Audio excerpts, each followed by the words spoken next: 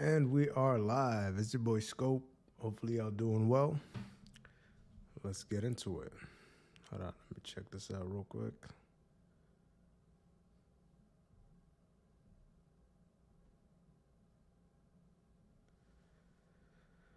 There we go, and we are live. It's your boy Scope. Hopefully you guys had a good time.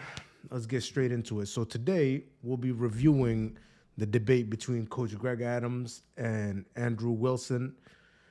That was quite a heated debate, I'm not gonna lie, but it was a quite insightful debate. It was a clash of two, prominent ideas in the space, and they got to really fight it out. We'll be reviewing that. We'll be talking about this guy right here, Adam 22. This guy is always making a fool of himself. We got a whole lot of things to get into, but the main event will also be Flagrant comedian Akaash gets exposed by Myron. We'll also get into that as well. So stay tuned. Let's get into it. I heard through someone who knows you very well that you are a very generous man. I don't know about that, but okay. You're so generous that you share your wife. I do. Sometimes for porn, yeah. Yeah, it's a very I think that's the most generous thing you can do. Thank you. I don't think any of the other men that I've ever allowed her to sleep with have ever said that to me, so thank you. Yeah, no problem. Now, how much meth does someone have to smoke to let someone else fuck their wife? Yeah, I only done meth one time in my life. So it just takes one time. Couple seconds, chill. Do you or do you not regret allowing Lena to sleep with Jason Love? I absolutely do not regret that. I don't even know if I believe that this thing is plugged in, but... Blood, sweat, forward breathing, upper breathing. I've been testing since the 1980s. Well, okay. Maybe there's something that I don't know that I've been holding on to. Why do you think that the majority of... Nah, you see, a lot of the reason I'm playing this clip right here, and this is just, we're going to start it off. But anyways, the reason I'm playing this clip is because a lot of these cucks, honestly, they're super defensive about it. They don't, really want to acknowledge what's going on, but they're just hiding behind these emotions, trying to conceal them deep down, and they gaslight you saying, oh, you're insecure about this. But then at the end of the day, when he's hooked up to the lie detector, he can't basically hide his feelings, and his true feelings are that he doesn't like this. But at the end of the day, these guys somehow enjoy the humiliation ritual. Men wouldn't allow their wives to do the types of things that you allow Lena to do? I think we're open-minded. But would you agree that the only thing that's became more open is Lena's clam? Okay. I mean... Or is it... Something about the word clam? Yeah, her vagina has maintained the majority of the pre-Jason Love tightness. No, I think the only thing that's still tight is the devil's grip on her soul, I would say, at this point, right? Her soul has not been in any way affected by her porn career. Is that objectively true? Can we talk about something else? I do have a lot of more questions. They're all about Lena. There's about 21 more questions. Okay. I don't know why you flew out to the other side of the country just to give me a hard time about my wife and to sit this creepy bisexual black guy next to me and to weird me out. I'll give you a hard time. True. But nah, these videos that I'm going to be playing will actually be leading up into the main event. We've got the CGA Andrew Wilson debate, towards the end of the show. And these clips that I'm going to be playing in the beginning will pretty much be leading up to the debate, because the debate is pretty much highlighting the clash of these two philosophies. One is the free agent lifestyle, and the other is the Christian, conservative, tradcon, ecclesiastic marriage, advocating for these things. And before we even get into, the clash of these ideas, we first need to recognize the state that men are in today. The state that men are in today looks something like this, where you've literally got guys who are, multimillionaires out here pimping out their wives. You've got guys who are, got it going on, have got some clout going on. Maybe like this guy, for example, pause, but not really like ugly, or maybe they might be considered handsome on the dating market, whatever. But then still, these guys find themselves in positions where they don't really have much leverage. Take this guy, for example, Austin McBroom. He used to make these videos with his wife, this chick right here. And then guess what? His chick got took. Now she's with this guy and she's pregnant by him. And now he's out here making videos talking about, oh, I'm happy for your pregnancy and all of that. So when you're discussing these ideas on, how we're going to lead men forward, you have to first look at the condition men are in today. And most men are not really in a good spot. So let me play this for you guys real quick. They are having a baby. Exciting.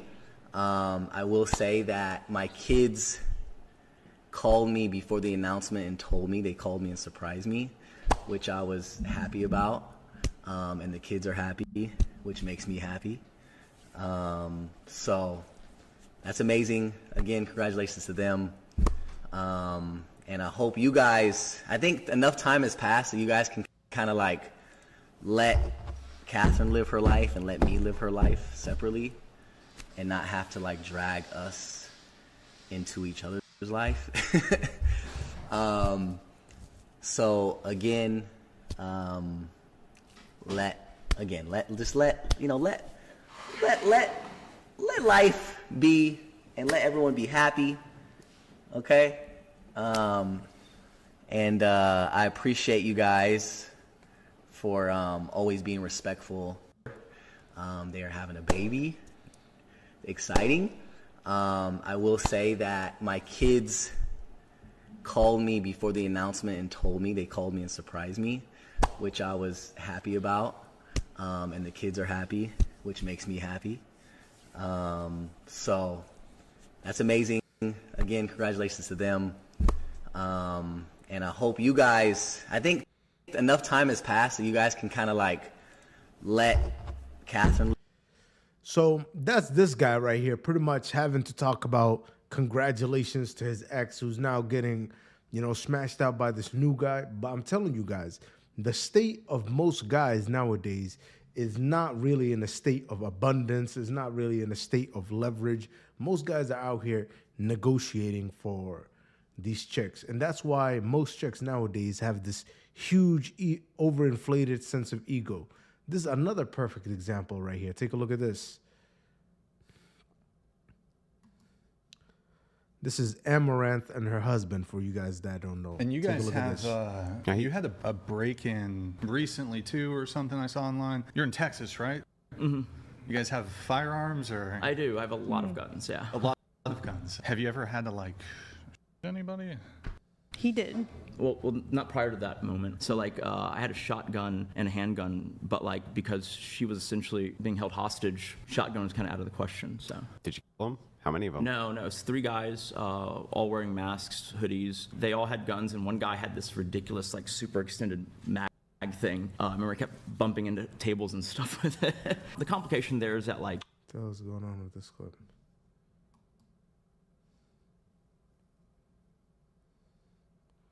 Refreshing that for you guys. You had But with this clip right here, what's going on is this chick Amaranth ended up basically getting home invaded, and she led these guys straight over to her husband, and then her husband ended up shooting these guys. And the reason why I want to highlight this is because you would think some guy who ended up basically going through these heroic feats of, slaying the dragon metaphorically for his wife would somehow get respect in his own house. But he's not even getting respect in his own house. He actually ended up getting cucked. I went over this in my last video. This guy, she had him wearing a dog suit and was taking him around to TwitchCon. So I'm telling you guys, majority of men in today's society have zero to no leverage in these positions. So then when we're going to be discussing things like ecclesiastic marriages, in which, quite frankly, that's another way of saying a contract in which men have the leverage. Men don't even have the leverage in society. So what are we going to be drawing up these fancy, contracts for? Break-in But let's take a look. recently too, or something I saw online. You're in Texas, right? Mm-hmm. You guys have firearms, or? I do. I have a lot of guns, yeah. A lot of guns. Have you ever had to anybody? He did. Well, not prior to that moment. So, I had a shotgun and a handgun, but, because she was essentially being held hostage, shotgun was kind of out of the question, so. Did you kill them? How many of them? No. I don't know why this clip is acting up, but we're going to move on from this clip. This is another clip right here that's very, very telling of the state of men today. Black Boy Max, this guy is a multi-millionaire, one of the most famous rappers out there. But check this out. This is his new chick, and apparently his new chick is an industry pass-around. There's a compilation here of her basically going around with multiple rappers. Check this out. My leg let me get that far. I'm telling you. Oh, Bishop. My leg let me get You and that your far. excuses. All right, I got a great one. Before you... Bro, I'm saying? that was her with Aiden Ross. Now this is her with D-Shaw, this guy, D-Shaw Frost. Tongue in my mouth, y'all. Bruh, this is her with another dude. What? Wait, so you be taking the camera with you? Yeah. Not like my big camera. I take my the phone, little streaming phone shit. Moving from the Bay Area to Los Angeles, the dating culture is very different out here. All I see around me, since I'm very involved with being in the industry, being around, people that are considered in our society as higher profile people, you know what I'm saying? Bro, and I then see a lot. these bird ass chicks be thinking this is a flex, talking about I be around these high profile guys in our society. It's bro, no guy wants to hear that. Game for you chicks. If you guys really want to impress a guy, tell him you never did shit. Tell him you never went nowhere. When he takes you somewhere, act surprised. Act like this is your first time doing this shit. That's really the way to win over a guy. But these chicks, these bird brain chicks, be saying, oh, I've been in Ferraris, I've been in Lamborghinis, I've been on yachts. You know when you tell guys this, you know what guys hear? Ho, ho, ho, I'm a thought. I've been smashed on yachts. Bro, that's what guys are hearing. But these bird brains don't even understand this. They try to flex other guys' status. It's bitch, you don't have no status. You a bum. It's crazy. Alright, They Jack. saying bad stuff. They not even talking. They only talking about me. He can read everything, though. That's the worst part. I kind of hate it. He can. But it's Say consistent content. Who's your dream Bro, class? this is her with another nigga. This is crazy. I'd probably say Aiden. Yeah. Okay.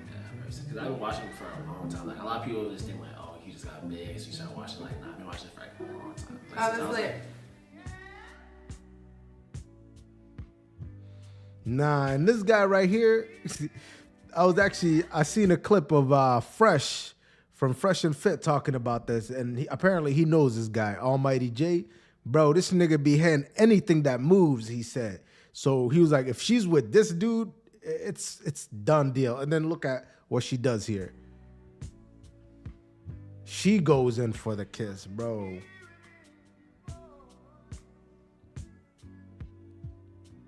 That's more than half of my earnings in college. Chat, I'm insecure too. I've been hurt before. I've been hurt before. So of course you gonna make sure you Bro, these people are hilarious. They put his face over this nigga. This is Travis Hunter right here. Everybody got insecurities. Everybody got feelings. She's been hurt in her past relationship, just Bruh. like I've been hurt in my past relationship. Before we met each other. It's like y'all are real people. She a real person too with real feelings. We all got real feelings, so we understand how that go. Yeah, he is. He was just pins. You don't understand his stream shit. Nah, I don't.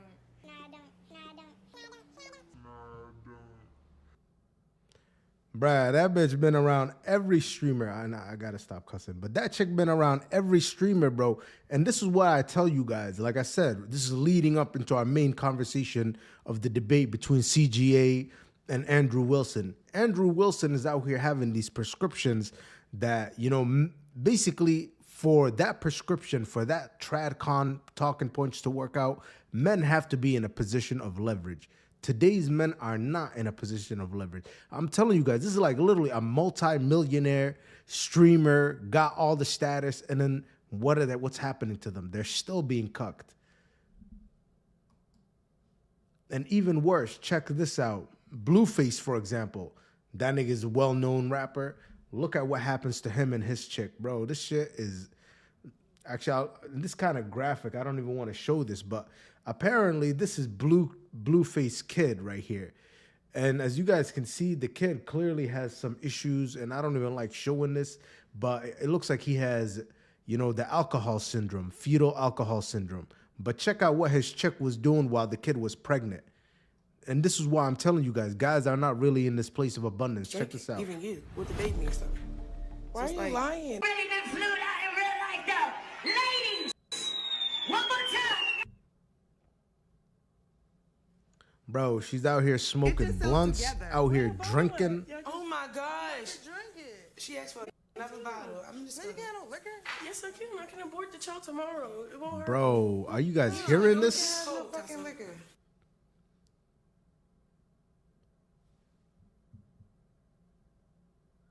She's out here smoking, drinking, partying it up. When they were here last time, him and Krishan was pregnant. Y'all were doing all that smoking and drinking here in the thing. Look at this.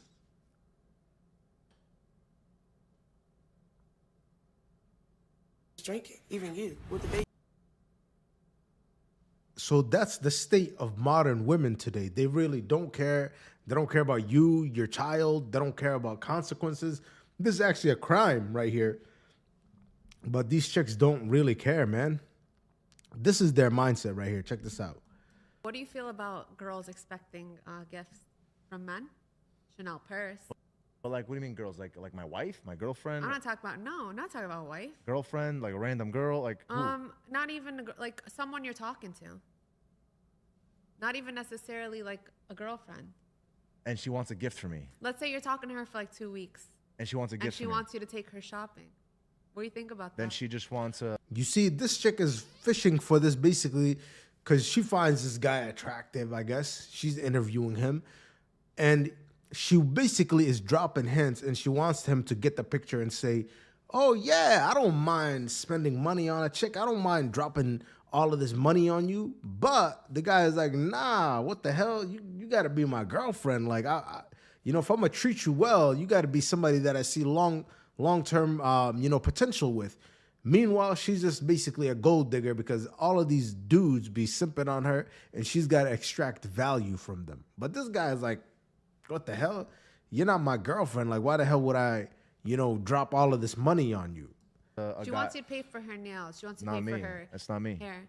You're not. That's not you. But I'm what not do your you sugar think daddy. about that? That's fine. What's your thoughts if on that's that? what you're used Yo, to. bro, she's asking the nigga, what are your thoughts on that? He told you his thoughts on that. He's telling you, I'm not your sugar daddy. I'm not into this. But that's what she wants. So she's trying to impose her will on him. And that's what's going on. That's the majority of these relationship dynamics nowadays, is the woman who has the leverage is trying to impose her way on you. And most guys will go for it because most guys are, first of all, you know, they're gumps. And second of all, they're just desperate. They don't really have that many options going on. Then go look for that. You know, you're looking for a credit card. You're not looking for... Facts. And I'll show you guys too, because there's a guy named Akaash. Okay, Akaash, they call him, comedian from Flagrant. And bro, his chick is doing the same exact thing to him. Man, because if we're talking for 2 weeks, we're not official. You're not my girlfriend. You're not my wife. We're not engaged. Yeah. So, you know what I'm saying? There's no feelings there. I feel like that 2 weeks is not enough to build a connection or love. I'll take my wife shopping. I'll take my girl shopping because there's love there. Yeah. But a random chick, then at that point, I'm your sugar daddy. You see, yo, did you just see her face? She's super turned off. He's keeping it real, but she's super turned off. Because these chicks, bro, they're money sexuals. They only get turned on by money at this point. But I'm telling you guys, man, it's an evil world. This is what's going on in society. And somebody like Coach Greg Adams, he can see this shit. He can pick up on it. He's like, okay, you know what? He's out here with these kind of chicks. So when you're dealing with these types, you cannot really be idealistic. You cannot be basically, oh, this is the way things ought to be. You got to look at the world as it is and move accordingly. So there's a man, and he takes a trip for his 40th birthday alone because his girlfriend couldn't afford her half. Whoa. That's blowing me. I'm tired. This is another one I'm of these tired. types. She couldn't afford her half of the trip for his birthday. That's boss. That's boss, right? Move. He probably y'all wanted with to me go or to what? London or something. That's Bahamas. raggedy. I'm not dealing with that. Like, you know what, man? This is gonna cost. This gonna cost me a grip. Man, can she get? She can't get there. It's my birthday. Bro, that's a fact. It's my birthday. Like, I'm trying to. You expect me to spend double the cost on my birthday? Like, yo, you can't even spoil me for my birthday. I should be getting the birthday treatment, right? I should be getting spoiled. I mean, this only get 140. Facts. Damn, I ain't mad at that kind of. Like, she can't afford her half because I can't afford her half. So if she can't afford her He half, can afford it, but he doesn't. Nah, want you didn't it. say that. You didn't say that. You assuming I'm that. assuming You that he assuming can that. afford He didn't that. say it. I can't afford her half, but this is what I want to do for my 40. And if she can't afford her half, then this is what I want to do. So how you mad at him? So Right? You just gotta Yo, be like, it's his birthday. Like, yo, bro, she's mad at the dude. It's his birthday. That's why I'm telling you, you got to check for these modern women. They're so entitled. You know, in fact, there's a saying out there. Women don't view themselves as broke. They just basically think that they're not with the right man. That's it. If you cannot splurge, wine and dine her, give her all of this, you're basically not the right man for her, apparently. I'll see you when you get back. You can't be mad at that. You really can't be, man. But we're getting closer to the main event. This is another one right here. Check this out. First of all, living separately is great. I don't think you should move in with a partner beforehand, my opinion. That's fine. I wouldn't want to. So, really, why? Weird that you had that little tick and switch because that's exactly what you want, yet and now it's offensive. But keep going. I want you to fight for me, you know? I'll fight anybody. I'll fight you right now. Okay, I'll well- beat the hell out of you. Bro, y'all see how this is how you have to basically deal with modern women is you have to be disagreeable. Basically, she's out here saying, "Oh yeah, I don't mind living separately," and then you gotta just be like, "You know what? I actually don't mind. I'd be better off without you." Then all of a sudden they're like, "Oh, I'm offended. How dare you?" And then they basically, come try to come crawl closer to your position. But that's how these chicks are, man. You got to be utilizing this reverse psychology. You got to be basically pushing them away to attract them closer, essentially. What do you want? Not that. First of all, living separately is great. I don't think you should move in with a partner beforehand, my opinion. That's fine. I wouldn't want to. So, really, why? Weird that you had that little tick and switch because that's exactly what you want, yet and now it's offensive. But keep going. I want you to fight for me, you know? I'll fight anybody. I'll fight you right now. Okay, I'll well, beat the hell out of you. What do you want? Not that. First of all,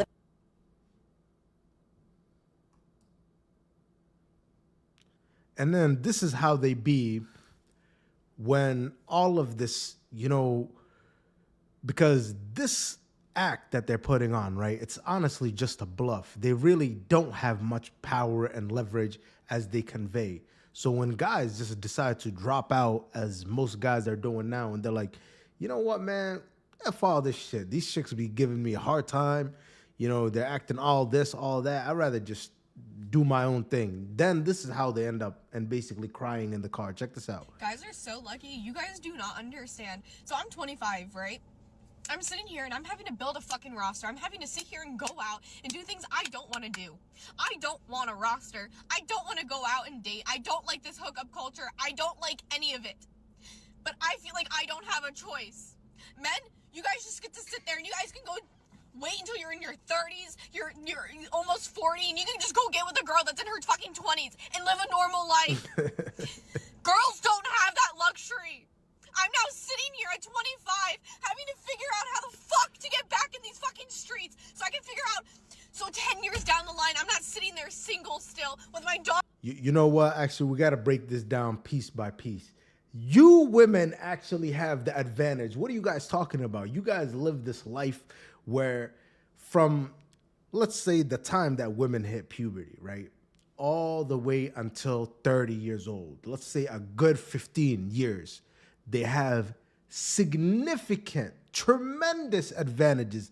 Life literally gives them all the gifts, and it just says, you don't even have to work out. You don't even have to do this. Just simply exist, and, men will just give you things. So who's the one with the advantage? The advantage that men have is that their life is basically loaded on the back end. So if you work, if you put in the effort as a man, from the time that we hit puberty all the way until, like, let's say 45, men have to work, they have to strive, they have to put in the work. Bro, no chicks are coming up to guys, young guys like ourselves, young guys like myself, young guys like you. Nobody's coming up to you. When was the last time a chick said to you, you know what? Let me let you do whatever to me because you're a man. Bro, never. That has never happened. You know what I mean? But these chicks, they're offered every day free clubs, free bottles, free trips, free that. So tell me who's really the one with the advantage here. It's like she's crying because she's running out of time now. The good times are coming to an end. That's why she's crying. Daughter being an only child. Like, I want to have a family. I want to have kids. I want to be happy. Like, I want all of these things. But people don't want that nowadays, it feels. It feels like no matter, it's like, what is this dating stuff? What is Hinge? What is Tinder? What is all of this? Like, it's disgusting. Like, my friends helped me make a Hinge and a Tinder, and it's like, I hated it. I hate it. I ended up deleting my Hinge, and I'm getting ready to delete the Tinder because it's just like I don't want to talk to anybody on there. Like, I don't want to do any of this. Like I'm just sitting there like a magazine going through like clothing. That's what it feels like. And it's like, I don't want that. And I don't want to be a part of that. I don't want to be a part of that at all. Yeah. Okay, boys, don't fall for it. These chicks pretend like, oh, I'm the exception to the rule. I don't want to participate in that. This chick right here by herself has so many guys that she knows who are perfect candidates, who they're invisible. They don't even freaking register on the radar. Okay? So don't let her basically, this innocent girl act, breaking down in the car, having a bad day, being a moody brat. Don't let that sway you, because I'm telling you, she's got a whole bunch of guys in the friend zone who she wouldn't even give the time of day to.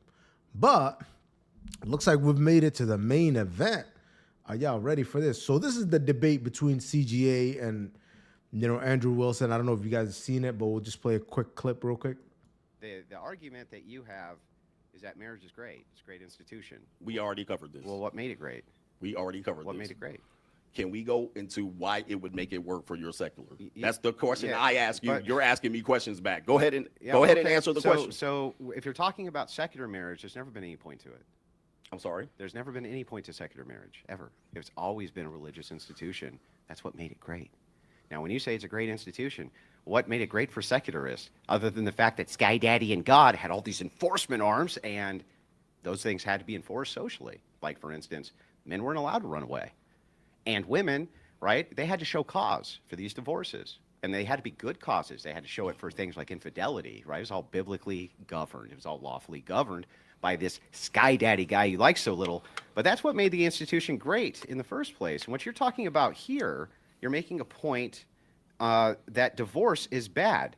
And yet, I agree, divorce is bad. So what we're really talking about is how let me break this down for you guys real quick. Andrew Wilson is arguing basically for pro-Christian values. He wants ecclesiastic marriages in which the government is not involved. Coach Greg Adams, on the other hand, advocates what we call the free agent lifestyle, where he's just like, you know what?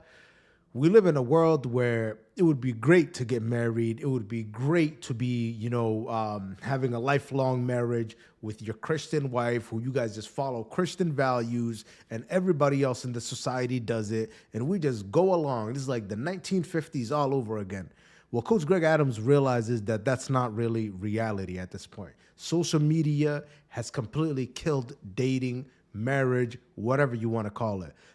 These women have so much access to men and attention that they don't even view the majority of men as they don't even see you guys, really. You guys really don't even register. You're like an annoyance. You know, when you see them out and about, they're just wondering how you can serve them. If you're a waiter, serve me food. If you're the drive-through guy, give me food. You know what I mean? If you're the gas attendant, pump my gas. They really just see you as servants. And even in the dating market, they just see you still as a servant. Hey, man, what can you do for me? Take me out, spoil me. It's all me, me, me. So Coach Greg Adams realizes this, and he's like, you know what? We've got to make an adjustment. We cannot deal with these women in traditional ways. So he came up with the free agent lifestyle, which is basically peace, quiet, and freedom. How can I attain those things? Well, then he came to realize you've got to have leverage and options in order to achieve that. So then he ended up basically creating the free agent lifestyle in which it gives men the peace, quiet, and freedom that they seek. And you got to get it through leverage and options. And how do you do that? You've got to boss up. That means you've got to work on yourself. That means you've got to put in the work. Exactly as I was telling you, life is backloaded for men. You know what I mean? If you put in the work, you're going to get those fruits of those labor. But so there's this clash here between the traditionalist and, you know, the people who are basically like Coach Greg Adams. And this is where this clash comes in. So let's keep taking a look here. The risk for divorce. And we have two different methods here. Well, the conversation is marriage good for men. That's the conversation. But it is. We already said it's good for men. That's not even in dispute. And now, how do we make it better since they're avoiding it? Since men or women are avoiding it. It sounds like the thing that you think makes it bad is divorce, not marriage. Correct. No, it's actually not divorce. It's a modern women's mindset and the way that modern women view men. Like I'm telling you guys, divorce is just really a symptom of this. This is just an option that women have. Women have many different options, and they can decide to divorce you when you're no longer useful. But most women's mindset is not really conducive to these, Christian, marriages.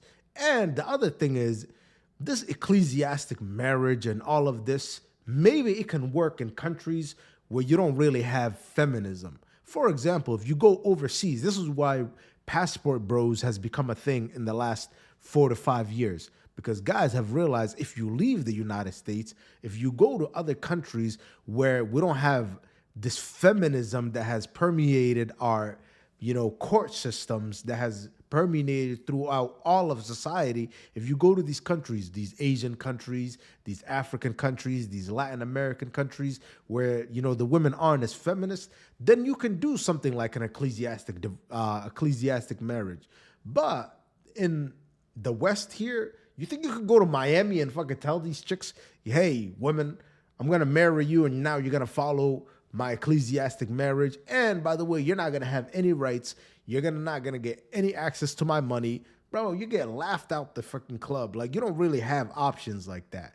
And for these traditionalists to be thinking they have options like that is really unrealistic. And then it gets even freaking better, man. Let me cook for you guys. Because this guy, this Andrew Wilson, who's saying we need all of these, ecclesiastic traditional marriages and all that, he doesn't even have that. Apparently, his woman, his chick that's supposed to be Miss Traditional, she recently got exposed as, first of all, it wasn't even a traditional relationship because he ended up meeting her when she had 3 children already. So she was a single mother of 3 by 2 different men. In what world is that traditional? That's not traditional at all. And then it gets even worse. Apparently, she ended up, and this is not really confirmed, so don't quote me on this, but apparently she ended up cheating on her first husband. That one is not confirmed. But the second one can be confirmed, which is that she ended up utilizing the court system against her man, her ex-husband.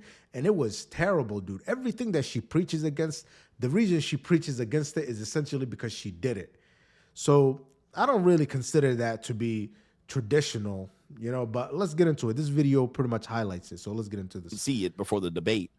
But apparently, this is going to be an update on the ecclesiastic marriage. All right, we're going to see this. This is one of the reasons why the topic of divorce was avoided. Anyone, if I said you did something, wait a second here. Was avoided during the content. All right, so when we were in the debate, and by the way, the manosphere, this is who y'all supporting this week. This is who I split the manosphere on half on. All right, this is the ecclesiastical marriage that we were proposed with. So we're going to see how good it is and possibly if this is for you. All right. This is for you. So let's take a listen to what we got here. Put your money on me, baby. I come with facts, and you're about to see how I get down. So let's go ahead and get started. But before I do, okay, I need to give a big shout out to Thoughts and Players. Let me tell you something. Thoughts and Players is one of the 15 in the morning, and that's when I decided to go ahead and put the videos.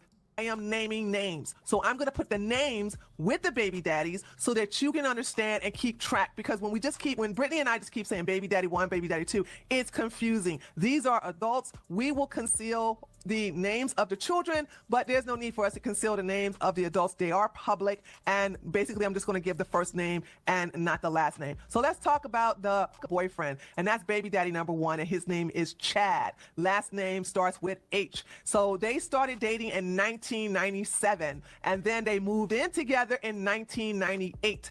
In the year 2000, that's when Rachel got pregnant, and she was 20 years old. Don't worry. Let me stop right there. Chad, the irony. It really is very ironic, bro. She went with Chad first. Now, here's my problem with this. This is not even problematic. This is what everybody does. But what everybody doesn't do is play holier than thou and then come attack me and say I'm a degenerate and promoting degeneracy. Okay? So, this is why things were hidden, and this is why people are protecting certain people. And if I had known this before the debate, I certainly would have just focused on this. All right. I wouldn't even had the conversation about an ecclesiastical divorce. And the arrogance back to me is ridiculous. Okay. The arrogance back to me is crazy. To be completely arrogant and uppity against me is crazy. I mean, listen, my past is dirty, but I've disclosed most of my dirty secrets. Everybody's got to keep holding on right here. But we got Chad. I'm going to show the receipts right after I give you the timeline. But I want to give you the timeline, and then I'm going to show you the receipts to back everything I'm saying in the timeline. Okay, so here we go. In the year 2000, that's when Rachel, at the age of 20, she got pregnant. They were not married. They were living together, okay? And that's when she had her first child. She gave birth to the first child. It's a daughter. And the initials of the first daughter is I, last name begins with H. And Rachel was 21 years old when that happened. In 2003, that's when Rachel, she was 23 at the time, gave birth to her second daughter, still not married to Chad. Her and Chad were living together at the time. And by the year 2003, that's when Chad caught. Okay, so this is supposed to be your traditional woman. Do you guys see traditionalism out of any of this? She's living with a guy who's not her husband. He's out here just knocking her up. The irony, literally the whole irony is the guy's name is Chad. Bro, what the hell is the freaking running joke around the space? Oh, these girls been chatted out. She literally got with Chad, had multiple babies by him, and then look at this. Chad leaves Rachel because she was cheating on him with Brian, who's her second husband.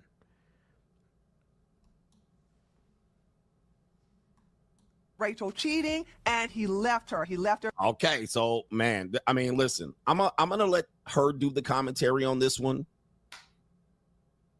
So this is bad news, man. And listen, I want men. This is just me trying to help men. All right, but men don't want no help. So listen, we make mistakes out here.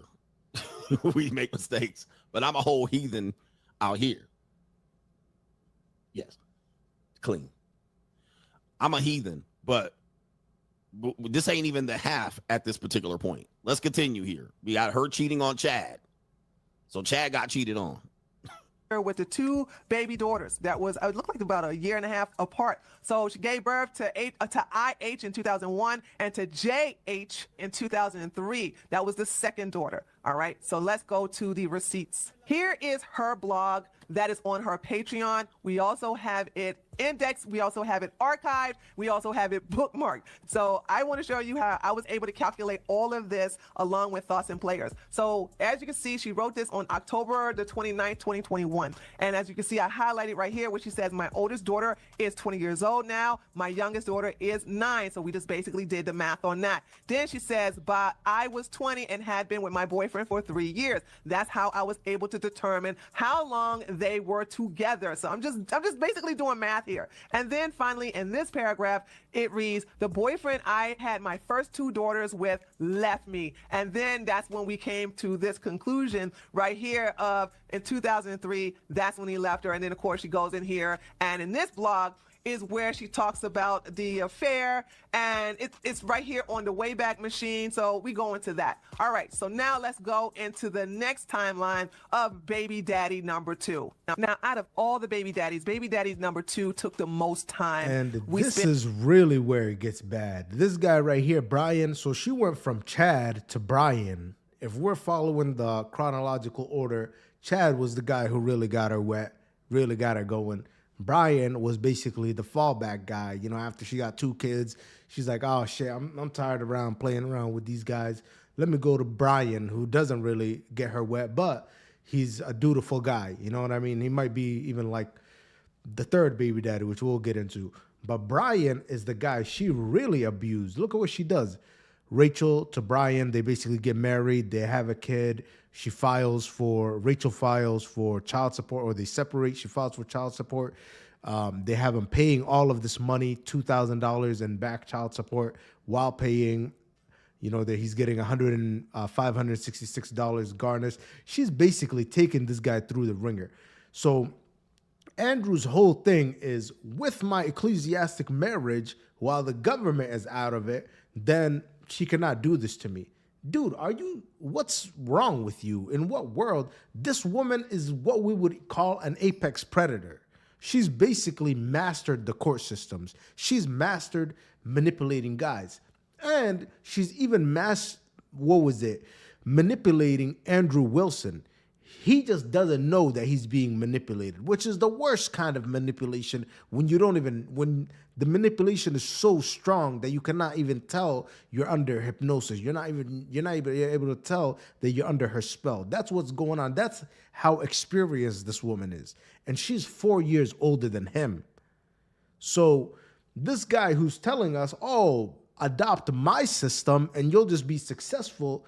Dude, you're a play, basically. You're getting played by your wife, who's basically has this history of all of these guys that she screwed over.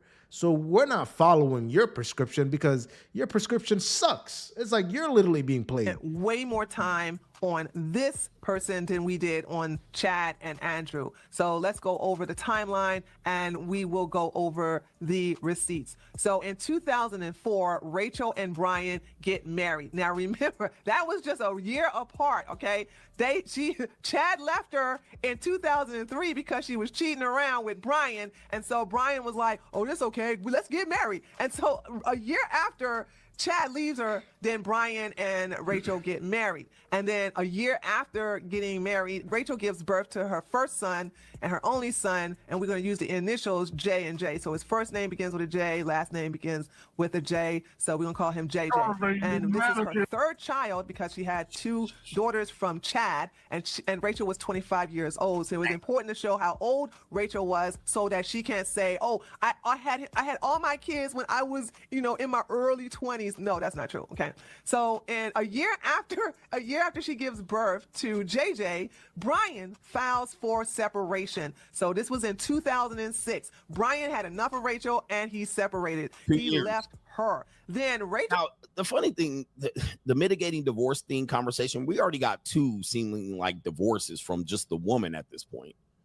And there's 2 divorces here, or at least there was a baby daddy and a divorce. All right, 2 years. None of these relationships lasted 2 years, 2 or 3 years tops, and it was on to the next one. We just following this. Turned around and filed child support. That's, I think, about a month later, on June the 23rd. Okay, so they filed child support, and then they had a court hearing on September the 9th, and I'm gonna show receipts for all of this, by the way. So on September the 9th, along with gets to once a month. But here's the interesting thing. When I was talking about this in the debate, he kind of acted like he had no experience with the court. But looking now, there is extensive experience with the court between the both of them. And I'm like, why was this the talking point you leaned on? knowing that this exists, and he knows this video exists. So why are you telling other people otherwise? What I would have done was I would have said, this is what I experienced. This is what I can do better, right? But it sounded like he came on his high horse and was like, no, I've been ecclesiastically Christian. Well, this is what I would have done for you.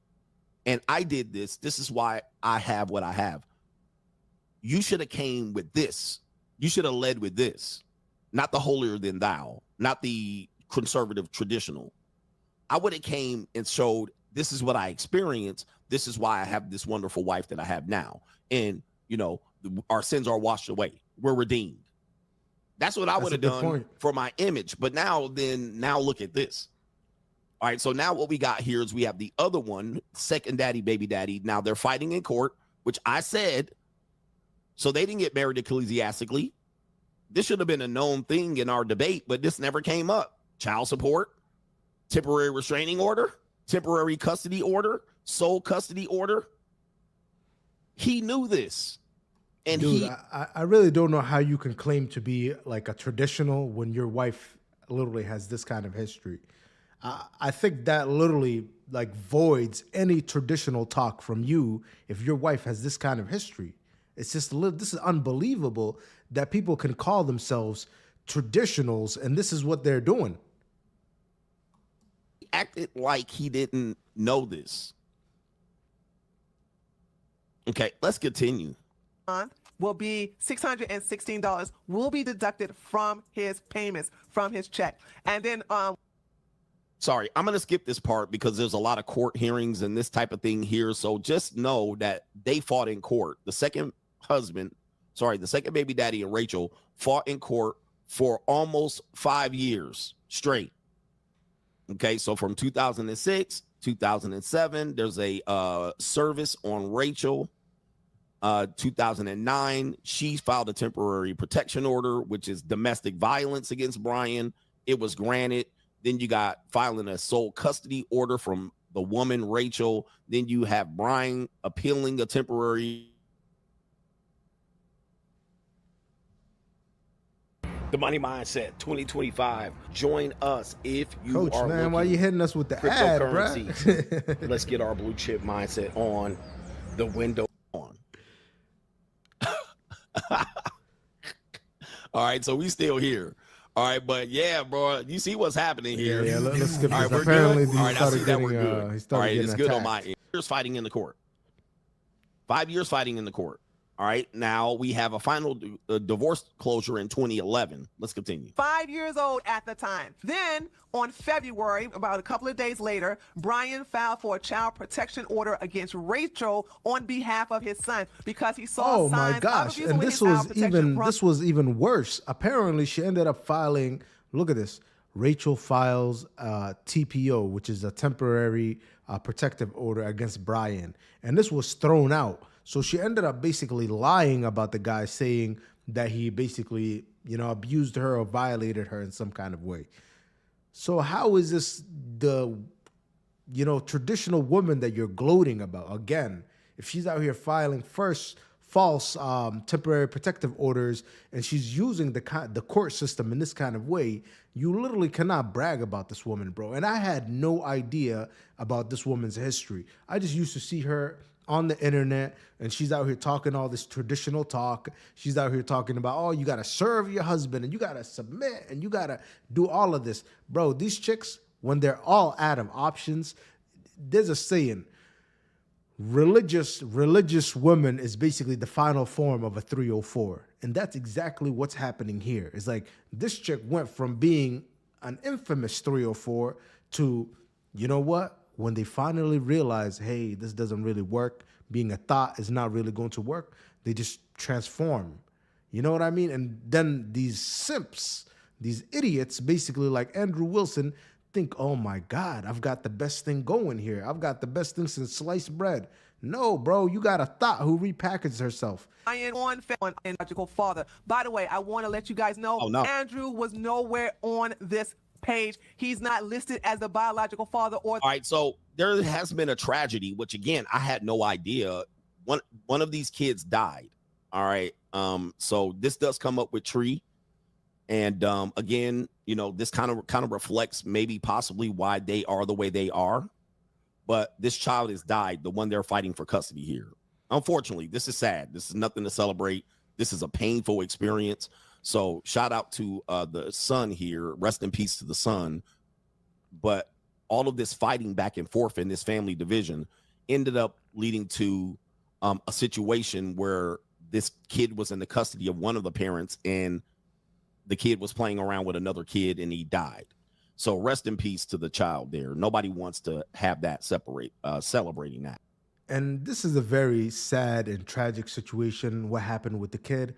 But then again, you have to question, had the kid, you know, been with his dad, or his dad was involved in his life, you know, how could things have gone? Could things have been different? Because basically the backstory with how this kid ended up passing away tragically, and I really don't want to even get too far into this, but apparently there was this juvenile delinquent around the neighborhood, and Rachel basically said, oh, you know, I don't want her, she said to her kid, I don't want you playing with this other kid, and he was basically grounded from spending time with him. And then on the day when that whole thing was lifted, it was like several months later where she said, okay, finally you can go hang out with this kid, or she basically let her guard down. On that day, the kids ended up stealing, you know, the car keys, and then basically stole the car and ended up crashing into a tree or something like that. So with that kind of situation, I think it's fair to say, you know, if the kid's you know, father was in his life, could this have gone differently? Would this kid still be alive? I think that's a fair question to ask. So I'm going to continue to skip ahead here. Check me, you can do so. These are public records. I am not using anything that's not public. Everything I'm telling you here is the case number right here. Look right here. This is the case number. This is out of the state of Nevada. This is the 2nd Judiciary District Court. And here you have the date right here. So this is when Rachel filed for child support against Brian. And this is where the order was for him to pay the garnishment and the monthly payments, as I stated earlier. All right, this is a pretty thorough breakdown. Let's skip ahead because they're going into this type of stuff. This is pretty sad. Yeah, I mean, I'm pretty sure. I mean, this is Wilson, doable against anybody. But you see what's going on: constant court records, TPOs, temporary restraining orders, and this type of thing here. So we'll skip ahead. That was, oh, okay. Nope, we're not going to skip that far ahead. We're going to come back to this one. February the 28th, 2011. And as you can see, this is where I also put it right here, where on January the 28th, Brian files for sole custody of his son, who was 5 years old at the time. And last but not least, here is the case that Brian lost. As you can see, this is a new case number because it's a new case filing. This is where he was filing for a temporary protection order on behalf of his son. You can see Brian filing against Rachel, but unfortunately, because he didn't get emergency custody of his son, that was denied. So the child protection order, or the TPO, on behalf of his son was also denied. And now let's move to the final baby daddy, Andrew Wilson. All right, so we know this. This is now again, like I said, this is not good. This is not good to be portraying one thing and then you're the other. So had I known this going into the debate, which I knew about possibilities that he married a single mother. All right, I didn't know it was a single mother of 2 different men. I had no idea. I wish I had watched it. I wish somebody had sent me this shit. Somebody sent me this shit, because there would be no debate at that particular point. It would have been cooked 20 minutes in, because I would have just led with this. All right, but I actually probably would have let him get his ecclesiastical shit out, and then at the second hour led with this. But yeah, he's saying I'm deplorable, dumb, idiotic, stupid. You know, these things, man. I told you it wasn't true. It wasn't true, because it was on their side. I was just calling out the bullshit on his side, and obviously it was bullshit, sadly enough. And somebody said it gets worse. Yes, there's a lot of crazy shit that happens here. So let's go to him, third baby daddy. already know his last name, so I really don't have to say Andrew W. But this is baby daddy number 3, Andrew. Let's go through the timeline, and then we will go over the receipts. So in 2009, Rachel gave birth out of wedlock to her 4th child with the initials SW. That is her daughter. That is the daughter that belongs to Andrew. That is the first biological child that belongs to Andrew, not the first daughter that belongs to Chad, not the son that belongs to Brian, but this little girl belongs to Andrew. And by the way, Andrew was 25 years old and Rachel was 29. So Rachel is 4 years older than Andrew. That doesn't...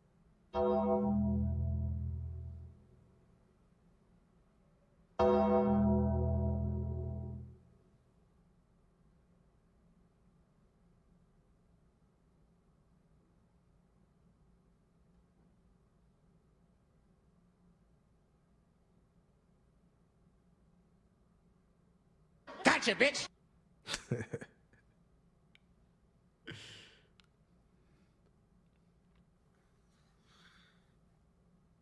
Bruh. Hey.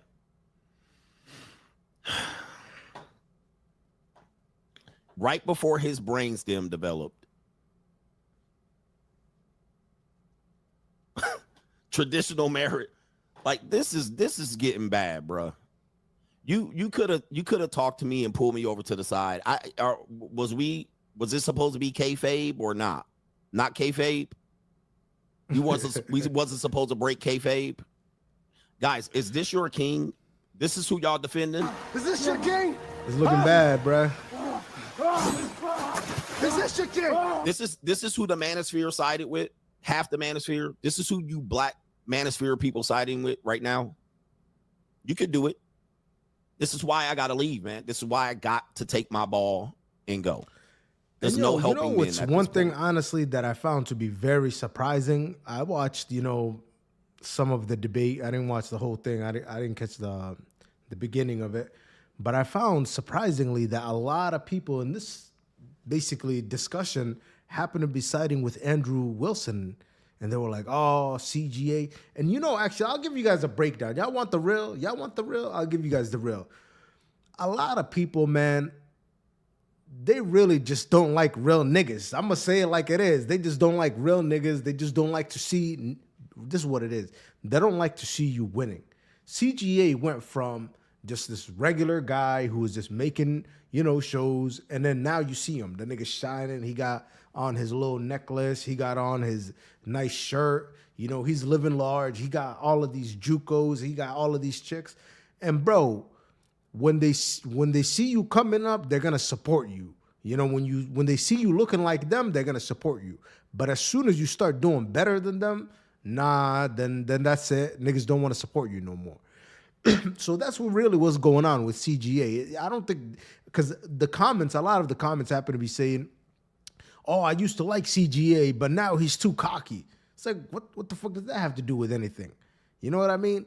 Now that you're basically winning, now that, they see you out here ahead of them, they don't really want to see you living like that. And that's really, at least what I found to be the crux of it. And a lot of people were also saying, oh, this guy is not really presenting solutions. Well, the solution is the free agent lifestyle. The solution is do what's best for you as a man, not basically what's better for the whole greater of society. It's like, bro, if you're out here trying to work for the greater of society, I've got to break it to you, dude. You're going to lose. This is a losing proposition. You're not going to get all of the community together, and you're not going to get people holding hands and freaking singing Kumbaya together. Bro, we live in a completely individualistic society, and the winning formula to win, like I'm talking about today, if you want to win today, the free agent lifestyle is basically your choice. If you want to basically try to contribute to a mission that you're not going to see into fruition, this shit might happen 100 years from now when society collapses and people decide to get their act together. Maybe you might see, this Christian. And like I said, I'm a traditionalist myself. I like traditional values in principle, but I'm also a realist. I live in today's society. I date these girls, bro. I see a lot of different girls. And I'm telling you what, these chicks are not freaking religious. These chicks are not traditional. These chicks are feminist. These chicks are wild. So you basically coming up with these traditional ideas and trying to impose it on modern women, bro, that's freaking la la land, bro. If you're out here dating Gen Z women, if you're out here dating these chicks, and then you think somehow that you're going to find, especially in the freaking United States, dude, if you're living in the United States and you think you're just going to find you a virgin who's going to submit to you, who's going to serve you, who's going to just follow your lead, bro, even the leaders of the movement, the Mr. Ecclesiastic Marriage himself doesn't even have that. What the hell makes you think you're gonna have that? What, bro? These people are living in la la land. Nobody's helping y'all. There's no helping men. Facts. I'm not doing this to belittle or ruin Andrew Wilson. What I'm doing is saying to the men out here, you have to be careful with who you champion, especially against a champion. Facts. Especially against a champion. I was a champion. I was the king of kings. I was the hunted. I was the one that people wanted to make look bad. But come on, man. But yo, the manosphere is dead. The manosphere is dead. We'll leave it at that because this is a long video. We don't have 33 minutes to get into that. But I got one more treat for you guys. This is, man, if you stuck around to this is the chef's kiss. Take a look at this. So if y'all know about Akaash, this guy is a comedian. He's on Flagrant, and he's a well-known guy. Been around for quite a while. Another guy who has, clout, he has money, he has a podcast, he's got his life going on. But I'm telling you guys, your average guy does not have leverage. They're not in a place of abundance. They're not in a place of leverage. This is a prime example. Take a look at this. And actually, Myron exposed them. Apparently, and this is enough, man. I keep riffing, but y'all enjoy the riffs because it's some game I'm dropping on you guys. So these women, if you decide to ignore all of my advice that I'm telling you, these women are not traditionalists. These women are not going to basically go along with your plan. If you decide to ignore me, well, then you're going to pay the price at some point or another. And the way you're going to pay the price is you're going to then get embarrassed and humiliated, and your ops will be able to take advantage of this. So apparently these two guys had beef. You guys know Myron. And then this guy, Akaash, they've been basically having a back and forth. And the Achilles heel to this guy, the reason he lost this beef to Myron now is because Myron ended up basically getting this compilation together, and then he tweeted at him saying, hey, Akaash, shut the F up and never talk shit again. Focus on your ran-through thought wife. If you ignore this advice, ignore it at your own peril, because your ops, they're not going to basically care. They'll take the shots at you, and they will embarrass you and your wife. So take a look at this. Yep, that's me. You're probably wondering how I ended up in this situation. What I find corny is my preference is not my women. Now, I thought it was I'm not dating my women, period, which is the corny. Bro, I human being hate Twitter. outside of a criminal to me, period. Akaash only dates Brown. Akaash has been with one girl in his life who is his wife. Man, I freaking hate Twitter. Hold on a second, gang. We'll do it live. We'll do it live.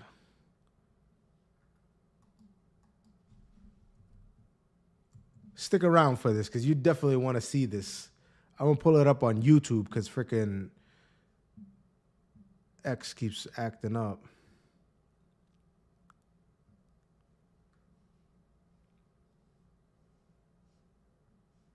What the hell is the feed? Hold on, let's try this again. That's my wife. That's an So Indian this woman. is that was like important loyal to me. through and through. Sometimes I get so painfully nostalgic for college. I was popping my pussy and living my best life in these white boy frat houses. I'm actively trying to have an orgy and you haven't seen Nav yet, but wait till you fucking see him. His body goes crazy. His face card always slays, never declines. And it's kind of weird because I'm talking about your husband. I just know that Nav's dick is like at least 10 inches. Okay, I have two butthole stories. So one time I met this guy on Tinder and I made the dumb mistake of letting him sleep over, like not really wanting to fucking hook up. And I like woke up in the morning and like my asshole was a little sore. Oh my God. And I remember that he what kind of porn do you watch when you use a vibrator? Okay, not gonna lie, I don't watch porn while using a vibrator. Bro, this is supposed to be your wife. In what world is it okay for a married woman to be talking like this on a podcast? But Akaash thinks he married the most traditional chick. He was out here insulting Myron, telling him, hey, you don't want to date your own kind. You're a loser. You're damn near a criminal. Bro, look at your chick. She's out here talking about she used to pop basically pussy in college with all the frat bros, all the white boys, and now she's basically out here doing this. And she's talking about how she woke up sore and shit. Come on, man. What? I just think my imagination is vibration enough. Wow. I'm just thinking of like my own husband while I'm like doing it. Wait, that's kind of baller, but I could never do that. Yeah. Look at that. I could never do that. Translation, I'm not attracted to my husband. How freaking embarrassing. And so I was using you and your husband split finances, and I'm gonna be really fucking honest. I don't. We don't. We don't. We don't. First of all, that's a fucking red flag. I'm not like, no joke. I love you girls. If you want to work, all for that, whatever. But like any man that doesn't want to have a joint bank account or isn't being transparent with his accounts or has separate accounts, that's a fucking red flag. This is not a two-way street. This is a one-way street. His money is our money and my money is my money. And look, have I only made $600? Let me tell you, any chick that says that his money is my money and my money is my money, bro, just leave that chick. I understand the thought process behind it. I like the sentiment behind it, but it's just a modern woman mindset. It's literally a red flag. $600 from content creating? Wow, it went up $100 from last week. But that's my money. Okay? I don't know if you watched The Boys, but I love him on The Boys. I never watched that show, but like he's on my hall pass list. Oh yeah. Chase Crawford, Jacob Elordi, Austin Butler, and who else? Do you know why I think I have like a good marriage? I think it's because my husband's never here. Okay, so I've been getting a lot of comments that the reason her marriage is a good marriage is because her husband is never around. If this doesn't tell you everything that I've been saying, I really don't know what else will. I'm using my husband for clout, and yeah, that's exactly what it is. No lies were told. I am leveraging the support I have. It's kind of like nepotism, but like through my husband, so like spousal nepotism. What's wrong with that? Bro, she's admitting that she's using her husband. It is so embarrassing. But hopefully you guys got the point that these women are not traditional, that this whole traditional mindset that you're going to somehow come impose Sharia law on women, or you're going to impose ecclesiastic marriages on women, or you're going to basically be doing any of this is literally pie in the sky, you know, fantasy thinking. You're not going to impose your will on modern women. And if you do try to impose your will on modern women, you'll be getting exposed on TikTok. You'll be the next predator who's exposed, because these women will not just let you get away with it. The last thing I'll leave you guys with is basically politics, and all of that is downstream from culture. So if you guys want to address this, people like Andrew Wilson, for example, well, then you've got to first address the culture. There's got to be some kind of religious awakening. There's got to be some kind of cultural shift. That's when the courts will reflect that change. But then somehow trying to run to the courts and we're going to somehow use the courts to strong arm women is not going to work. Women reinforce other women. So the shame, all of this that you're trying to basically get women to go down, it's like women have to impose that on other women. Women have to be policing other women. Men are not just going to come and impose their will on women in the 21st century. It's just simply not going to happen. But hopefully you guys enjoyed the video, guys. Let me know your thoughts down below. Did you guys think I was wrong? Did you guys think I was right? Which philosophy are you guys with? The free agent lifestyle? You know, the ecclesiastic marriages? Let me know what you guys think. It's your boy Scope. Hopefully you guys enjoyed the video.